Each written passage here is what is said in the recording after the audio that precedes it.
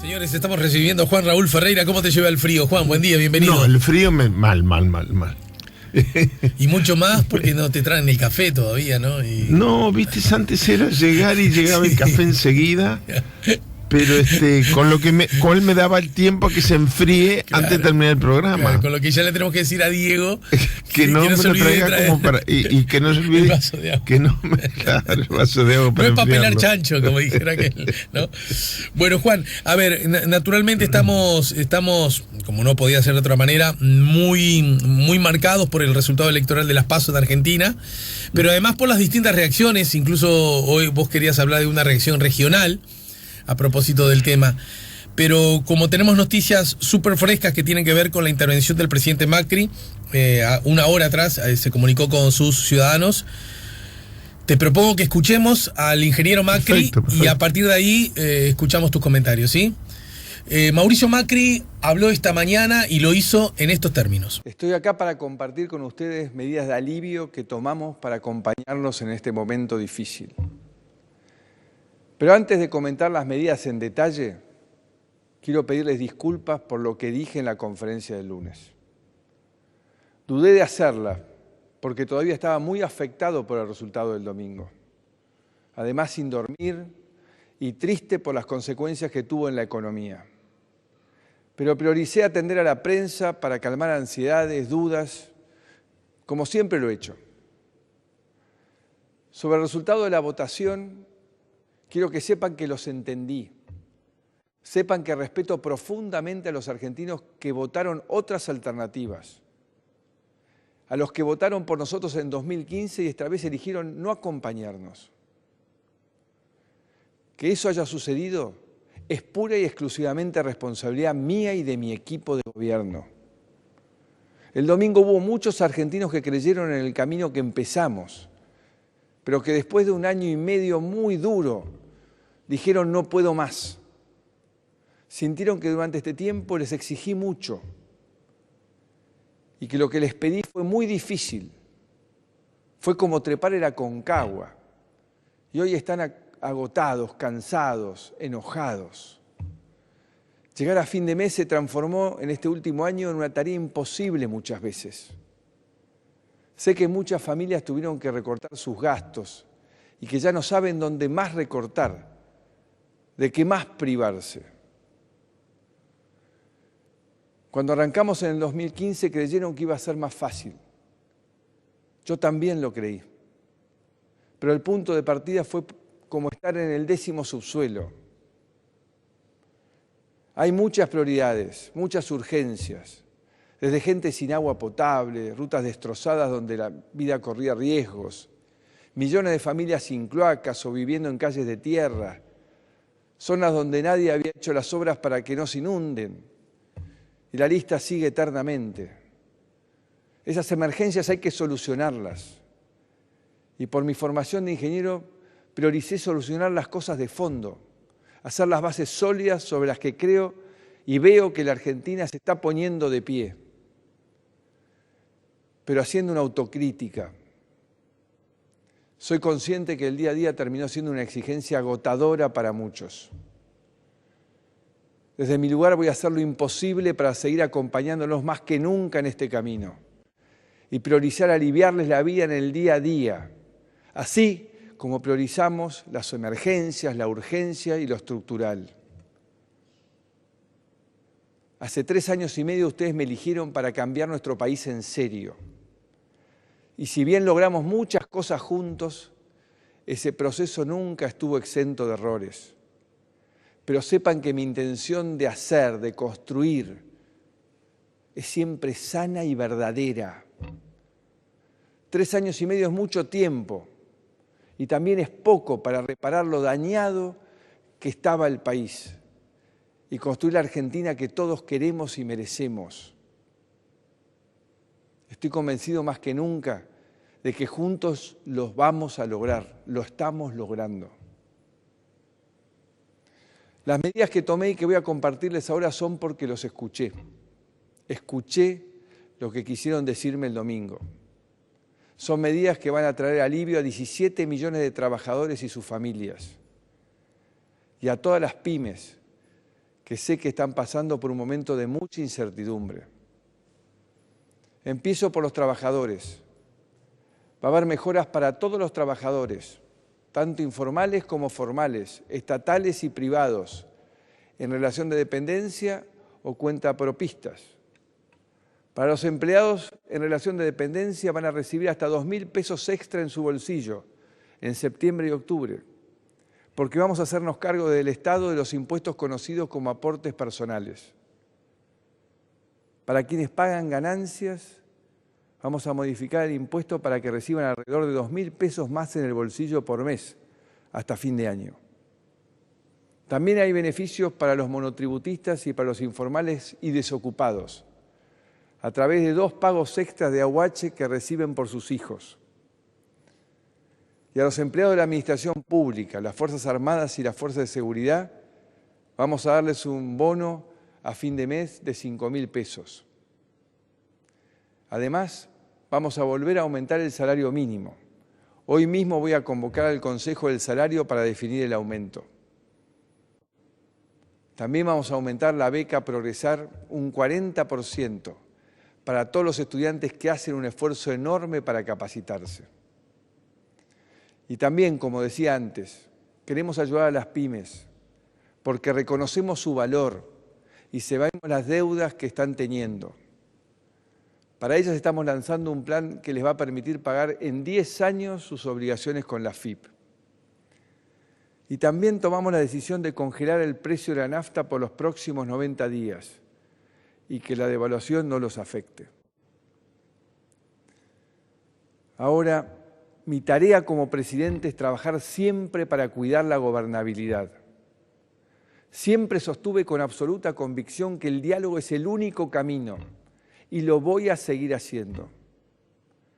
En estas últimas 48 horas quedó claro que la incertidumbre política ha generado mucho daño y nos obliga a ser responsables.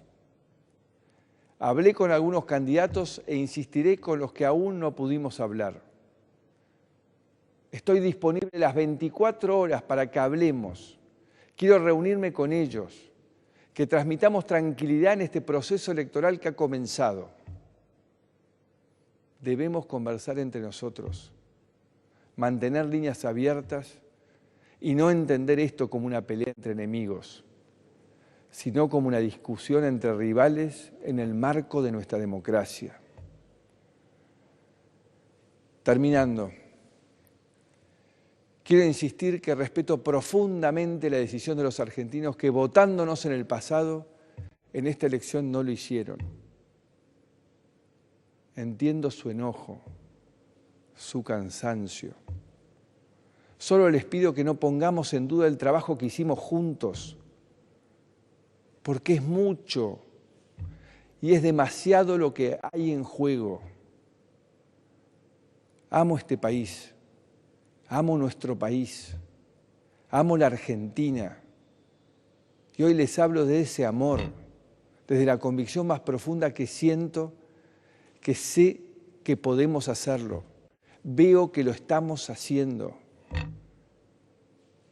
Como presidente de los argentinos estoy acá para seguir dando pelea por ese futuro que todos nos merecemos. Por eso les digo, vamos argentinos, a no aflojar que vamos a salir de esta como salimos muchas veces, Muchas gracias. Bueno, hasta acá lo dicho hace un rato nada más por el presidente de Argentina, haciendo hincapié en el resultado electoral, en sus primeras reacciones y una autocrítica en tal sentido, y señalando que entendía a su ciudadanía que algunos años, 4 años atrás le apoyó y ahora no lo está haciendo, y en todo caso anunciando una serie de medidas de carácter económico. Juan Raúl, comentarios a propósito de las PASO en general, bueno, y si querés de estas últimas reacciones en particular. Bueno, normalmente la gente tiende a ver en qué, no en qué nos afecta a nosotros, porque todo lo que ocurre en Argentina nos afecta, sino a establecer comparaciones.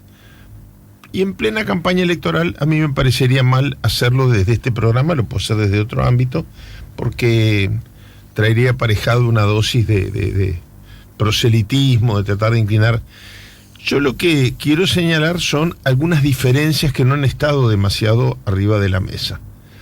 La gente compara, naturalmente, porque además fueron hace muy poco nuestras elecciones internas, cómo puede afectar la proyección que se está haciendo Argentina de las PASO a la elección nacional, a diferencia de la proyección que se puede hacer de las internas a la elección nacional acá.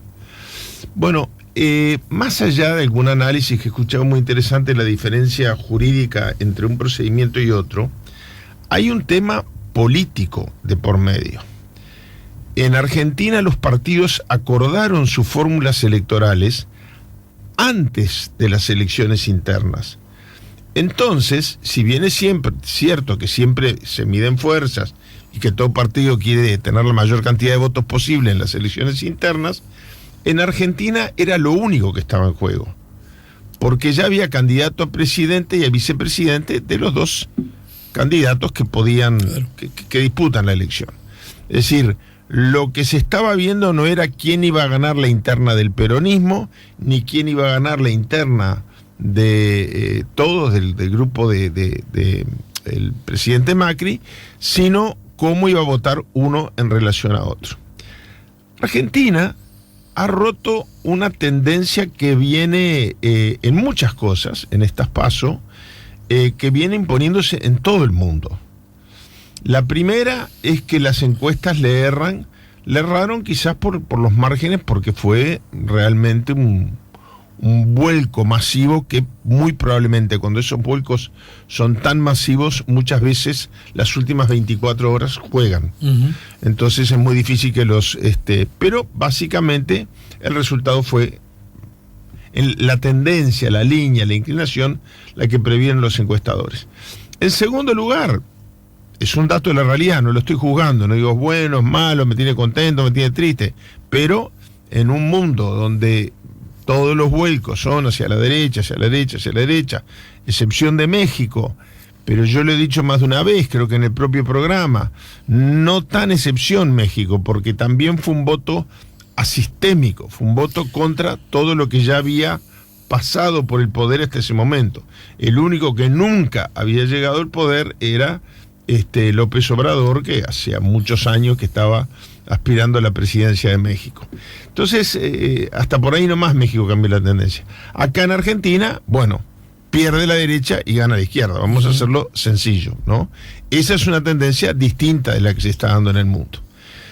Pero creo que más allá de eso, a todo el mundo sorprendió que la diferencia es tal que ya no está en discusión, no se argumenta a favor de si va a ser así o no. Todo el mundo tiene asumido que los Fernández, por decirlo de alguna manera, o el candidato presidencial, que es en realidad Alberto Fernández, que es en realidad el que va a gobernar. Esta es otra pregunta que quedó planteada en varios programas de televisión, en noticieros, sobre todo en programas periodísticos. ¿Quién va a gobernar? Si Cristina o Alberto Fernández. Me gustaría abordarlo brevísimamente eso. Pero creo que ya está fuera de discusión de que Alberto Fernández es el próximo presidente de la Argentina. Estas declaraciones del presidente Macri que acabamos de oír salen al paso a una performance muy mala que fue criticada dentro de su propio partido, de retener los datos, de irse antes de que los datos, irse y mandar a que la gente se fuera, porque prácticamente dijo, bueno, váyanse a dormir que aquí no ha pasado nada, ¿no? O ha pasado demasiada cosa. Pero lo cierto es que da por cerrado todo el acto antes que se conozcan las cifras. No fue un discurso de reacción al resultado, sino de eludir el resultado. Pero las palabras que acabamos de escuchar, claro, las escuchamos, no las vimos. Entonces hay algunas cosas de expresión corporal que no sabemos. Pero bueno, no, quiero decir que yo pude verlas porque las vi por la web, pero bueno, sí, en la radio tenemos esa limitante. No, pero hay cosas que incluso a través de la radio nos damos cuenta igual. Yo la única duda que tengo, pero me es inverosímil, como decía uno, me es indiferente, es si leyó o memorizó. Pero en todo caso no fue lo que acabamos de oír, un discurso espontáneo de alguien que está en apuros y que tiene que transmitir confianza, comunicación, cercanía. Los discursos leídos o memorizados no generan esa cercanía que muchas veces la gente necesita con sus gobernantes. Creo que el discurso de hoy, y puede estar allí también la explicación del resultado de las PASO, demuestra una cosa muy importante. En Uruguay no se ha dado, pero en muchos países de América Latina sí, que se busca un empresario. El presidente de Chile, Piñera, alguien que me parece una persona respetable, yo discrepo con algunas medidas de gobierno de él, discrepo con su lineamiento político, etcétera. Es un tipo serio, me parece un tipo. Ahora, no está ahí por una carrera política, está ahí por haber sido un empresario exitoso. Y esto muchas veces se transforma en el paradigma. La gente dice, bueno, si a este le fue bien en la empresa, le va a ir bien en una empresa mucho más grande que se llama El País Entero. Uh-huh. Y son condiciones totalmente distintas las que se necesitan para ser un buen presidente que para ser un buen empresario. Hay una cantidad de ingredientes que a un empresario no le tienen por qué interesar y que son lo más importante en un presidente, en un gobernante, en un dirigente político, y yo lo resumiría en lo que está más haciéndole agua, además de las medidas económicas, al presidente Macri, que es comunicarse con la gente, la cercanía con la gente. Macri no logró eso en los 4 años. Más allá del fracaso de su modelo económico que él mismo reconoció. ¿En qué se basó la propuesta de Macri? En no voy a hacer un ajuste shock, lo voy a hacer a mediano plazo. Bueno, yo en lo personal, pero ese no es el tema de hoy, no creo en que los ajustes sean la solución en los momentos de recesión. La recesión más famosa de la historia contemporánea es la de Estados Unidos en la década del 30. ¿Cómo salió Roosevelt de ella? A tal punto que hubo que cambiar la constitución, porque si no, mientras que viviera Roosevelt, murió siendo presidente, 12 años presidente de Estados Unidos. ¿Por qué? Porque agarró un país en el estado de recesión más grande de su historia, y ¿cómo lo sacó del pozo? Aumentando el gasto público, no disminuyéndolo. Y sí que en esto no hay verdades reveladas. Su principal asesor económico fue Keynes, por eso a ese tipo de políticas se le conoce con el nombre de keynesianas. Bueno, creo que ha habido un problema de comunicación, un problema de fracaso del modelo, y creo que además hay algunas cosas del peronismo que en Uruguay no terminamos de entender porque no hay un fenómeno parecido en Uruguay al peronismo. En Uruguay, en Argentina, habían 2 partidos históricos, tradicionales, que se alternaban en el poder, que eran, como acá durante una época, blancos y colorados, que eran el Partido Radical, que eran los liberales, y el Partido Conservador. Curiosamente, la fuerza más de izquierda que irrumpe con características muy fuertemente populistas en la década fines de la década del 40, el peronismo sustituye al Partido Conservador, aunque su base social es progresista, es de trabajadores, es una base social obrera. Sobre todo y fundamentalmente se van incorporando luego las capas medias, pero en sus orígenes los 2 primeros gobiernos de Perón fueron gobiernos de una base social netamente obrera. Ese fenómeno del peronismo es distinto a cualquier otra cosa que nosotros podamos tener en Uruguay como para compararlo. En esa medida hay que ver que la gran jugada de ajedrez que hizo la expresidenta Cristina Fernández de Kirchner fue sorprender al propio Alberto Fernández, yéndolo a ver un día. Dice la gente más allegada que él dudó incluso si conceder la entrevista, y decirle, bueno, te voy a votar para presidente, yo me conformo con ser vicepresidenta. esa medida que nadie esperaba es muy propia de la historia y la tradición peronista. Son grandes jugadores de ajedrez.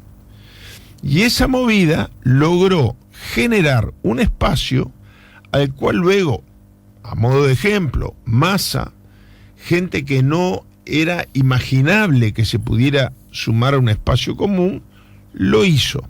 Entonces lo que lograron los peronistas es crear un espacio común de tronco. También el candidato a vicepresidente de Macri es peronista, pero el peronismo logró transmitir la imagen de que se reunificó, claro, y que votar peronista es votar a Alberto Fernández. Yo no tendría puesta la duda de quién va a ser el presidente. Bien, sobre eso justamente me lo noté y que querías sí reflexionar. Venimos con eso luego de la tanda. ¿Quién gobernará Argentina? ¿El presidente o la vicepresidenta? Luego de la pausa. Estamos conversando con Juan Raúl Ferreira. Último tramo, ya se viene el mago Matías Gómez, Nací Mago, así se llama su espectáculo, que va en el auditorio del Sodre. Juan Raúl, está como en el aire, arriba, abajo, explícita, implícitamente, y en particular, por quienes no ven con simpatía la fórmula Fernández, la idea que en realidad Fernández va a ser una especie de títere, que quien desde las sombras o desde atrás va a terminar gobernando, o desde el Congreso, porque va a ser la presidenta, ¿no?, del Congreso, va a ser en realidad Cristina. ¿Qué decís al respecto? Que absolutamente no tengo esa preocupación y esa duda, y si fuera argentino no la tendría tampoco.